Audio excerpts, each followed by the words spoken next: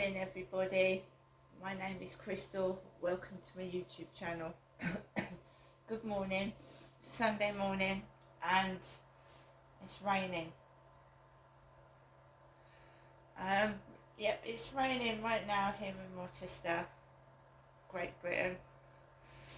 Good morning everybody. Alexa, good morning. Good morning. Good morning, and happy birthday to the TV show Friends, first broadcast on this day in 1994. Apparently, Jennifer Aniston hated the Rachel haircut that she became famous for, because it was too hard to manage. Alexa, what's the time please? Good morning, Crystal. The time is 8:24 a.m. Alexa, what's the date today? It's Sunday the 22nd of September. Alexa, what is the weather outlook? Right now in Rochester, it's 16 degrees Celsius with mostly cloudy skies. Today's forecast has thunderstorms, with a high of 20 degrees and a low of 14 degrees. Also, there's a yellow warning for rain in effect until Monday 23rd of September, 12 a.m.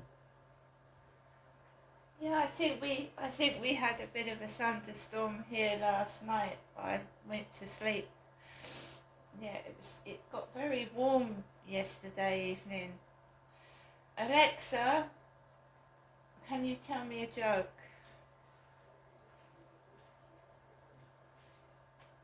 Knock knock. Who's there? Lettuce. Lettuce. We've got interrupted by a alert. The Met Office National Severe Weather Warnings has issued a yellow warning for rain for Rochester. Alexa.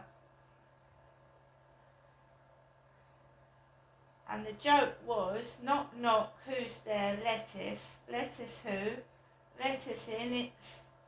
Well, I don't know the rest of it. Alexa, Films to be. can you tell me a joke? How did Thomas Edison invent the light bulb? He got a bright idea.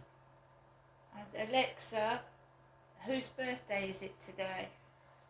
Today's famous birthdays include Brazilian Association football player Ronaldo, Australian musician Nick Cave, American football player and coach Dennis Allen, British singer, dancer and actress Billie Piper, and Italian tenor and singer-songwriter Andrea Bocelli. Right, so I'm up early this Sunday morning. Yeah, it's still warm even though it's raining. It gets very, very hot in this flat. I don't know what the temperature is right now, but let's have a look.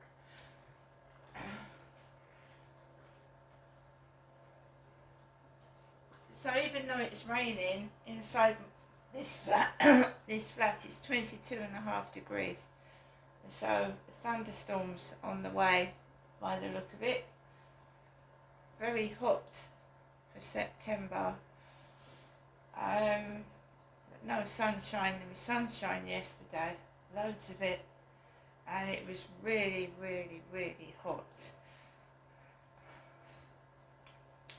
So last night I took Max out for a walk, right, as I do every evening, and it is getting darker really earlier now, so before you know it, it'll be dark at 4 o'clock. So just taking things easy and being careful. I have been on my own a couple of years ago, fallen over on the field in the pitch black, so you have to be careful.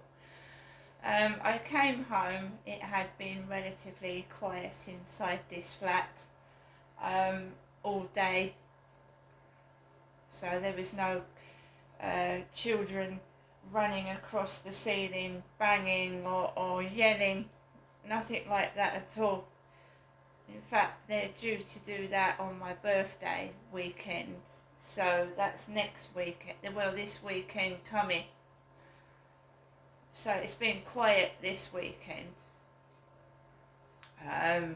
So I haven't been woken up early this morning.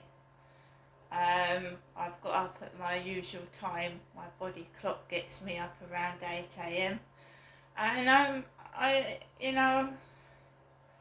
it's not been too bad. I can't complain about noise because there hasn't really been any. When I came back from a walk yesterday, I didn't see any police. The guy upstairs came in after I'd come out from a walk, and there was no trouble at all. There was no nuisance, no police cars, nothing. And I was able to get into my flat in peace and quiet with no trouble. And then I came in, and about half an hour after I came in, he came in upstairs, and it's not his fault, but when you put even a stereo on, you can hear it. So I think he put a bit of music on when he came in, and you can hear it. That's it, you can hear it. But I had, I'm waiting for the Hammer House of Horror double bill on Talking Pictures, because I like to watch the horror films. And when I went to work in 1986 and 1985, I used to get up early for work, about 6:30 in the morning. But if it was a Saturday night or a Friday night, I would come home from work and I would look forward to the Hammer House of Horror double bill with Christopher Lee, Peter Cushing in, and Vincent Price. Those three actors, Dracula, Frankenstein, and all these double bills of horror. And they used to put two, one on after each other, and I used to come home from work on a Friday and look forward to watching those two films. So when I was 16, my father moved down to Chatham in Kent, and I was in my last year of school. I took my exams, and then back then you had to go to the Social Security office, and they would decide what you was going to do, because I didn't have qualifications to go to university.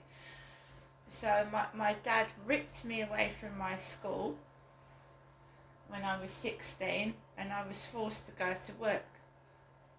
I wanted to stay on at school, I wanted to go to college, but my dad made us all move down to Chatham, Medway. Just did it out of the blue, right in the final year of my school. And I was forced to go to the Social Security office and look for a job.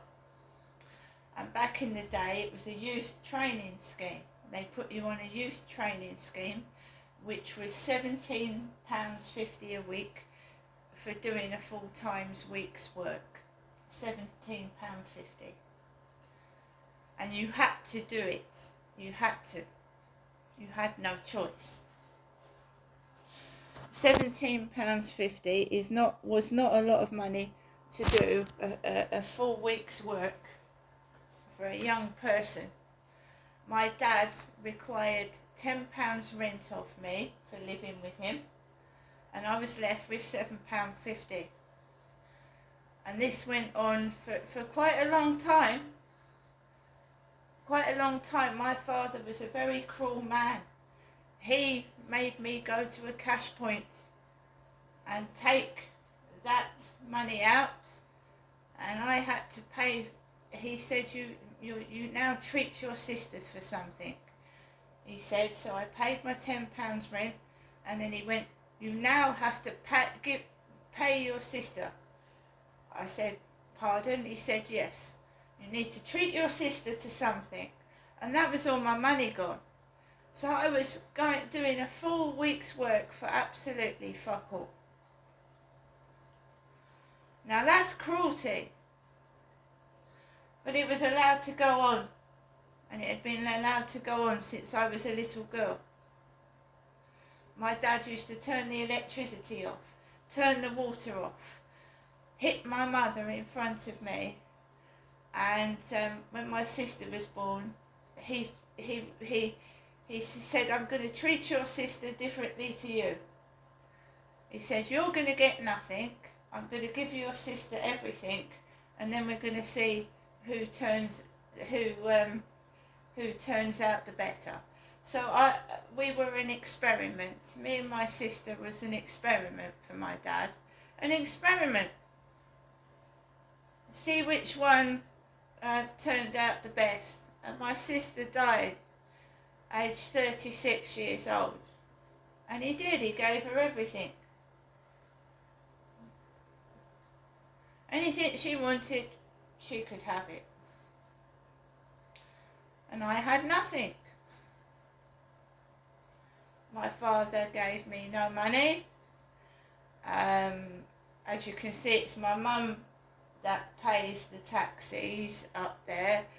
And my mum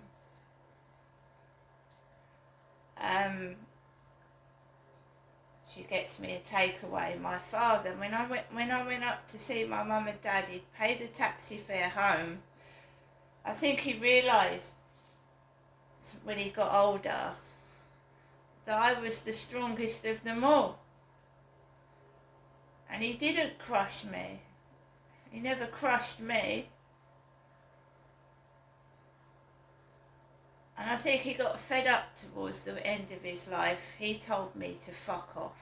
And I think that's why the next door neighbour keeps doing that. He thinks that, you know, my dad used to tell me to fuck off.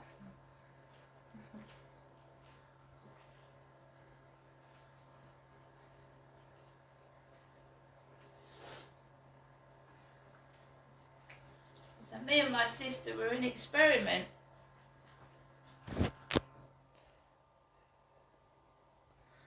And of course, I don't know what happened to my brother. I wasn't alive in 1967. But I don't think my dad liked girls, because he dressed me up like a boy when I was little.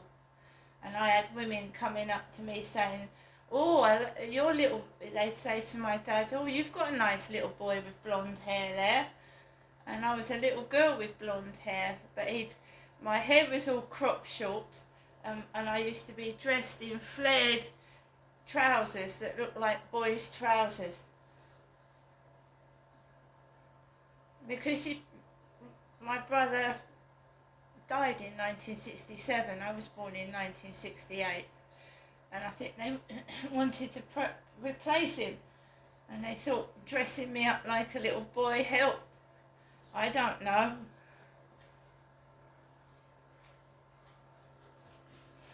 Right, Sunday, cleaning, tidying up, spending the day by myself, walking Max, cooking my lunch, and just being grateful I'm alive. See you later.